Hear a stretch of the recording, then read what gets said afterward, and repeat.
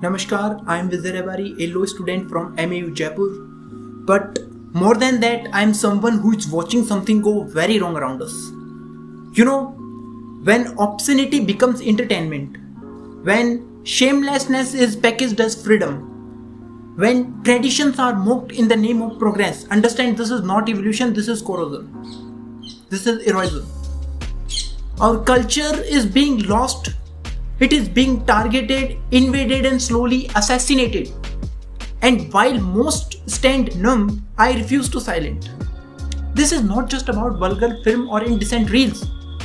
Today this is about the heritage of Rajasthan, the pride of our ancestors, the honor in our language, our rituals, our relationship, our way of life under a full-scale systematic attack. And if you think this is exaggerated, then you are already a victim of this cultural hypnosis. New clash is rising between time-tested cultural values and selective liberalism. On one side, we have centuries of civilization, respect for family, elders and tradition. And on the other side, we are told to accept ideas that break down these structures all in the name of modernity and individualism. So, look at what is happening legally.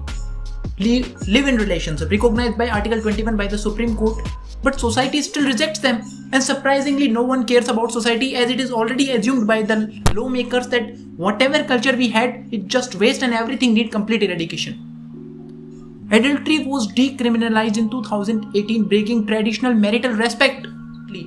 Trust me or not, the Hinduism, our culture will be eradicated completely, and this is the one way.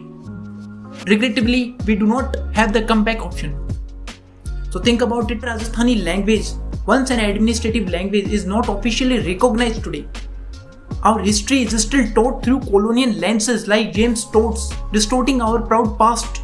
The NEP 2020, the National Education Policy, promises Indian knowledge system, but Rajasthan textbooks have yet to catch up. Our temples are controlled by state. Didn't you think that true religious autonomy is under threat? The pastoral Raika community's camel population dropped by 8 lakh in 1992 to less than 4 lakh in 2019. The traditional way of life is totally vanished. What the government is doing for them? Did it providing them economically and financially stability? This one stands as the most dangerous because while other attacks out from outside, the one corrupts us within from. The unchecked spread of obscene and objectionable content slightly poisoning the roots of our society. You know what? From Patal Lok to sacred games, vulgarity and explicit content is a new formula to go viral. They are not entertainment, they are erosion. And here's the clever legal shield they hide behind, Section 79, which is called the Safe Harbor, because it has a provision that third-party contents, the social media apps like Netflix, Amazon Prime, etc., are not liable at all. As long we are just a platform, convenient excuse, deadly loophole. And what about the censor board? Web series don't require CBFC clearance even. No censor, no filter, just full exposure. This is not freedom, this is digital anarchy, legalized through regulatory silence. And while they sell objectionable material in high definition, our culture is bleeding in silence. As Advocate J. Sai Deepak rightly said, please do not apply liberal laws to religious or cultural institutions, because you would never accept the application of religious principle to liberal institutions. If liberal spaces are allowed to stay liberal, then cultural spaces must be allowed to stay cultural. Let there be mutual respect. We are not imposing, we are preserving our culture. We are living in a time where nudity is called bold, obscenity is called art, and perversion is called privacy. Movies, web series, and social media platforms are normalizing what should have never been accepted in a civilized society.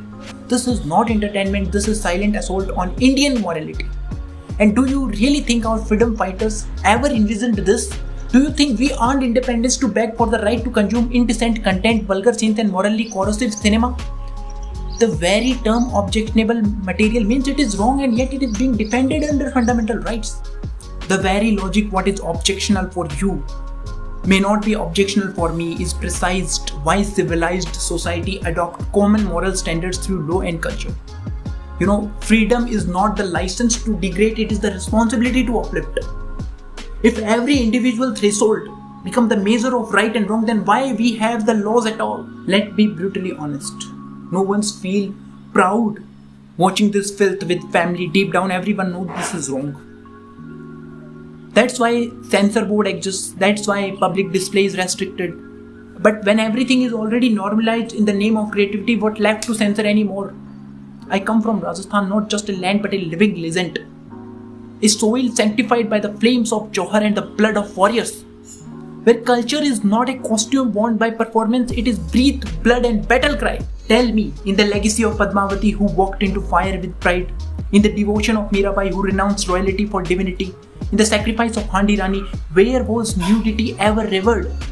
Where was obscenity ever celebrated? You won't find it because it never was. This is the land of Maharana Pratap who ate grass roti but never bowed. Because every identity carries with weight of centuries of sacrifice, of soil drenched in blood, of women who walked into fire and men who never bowed.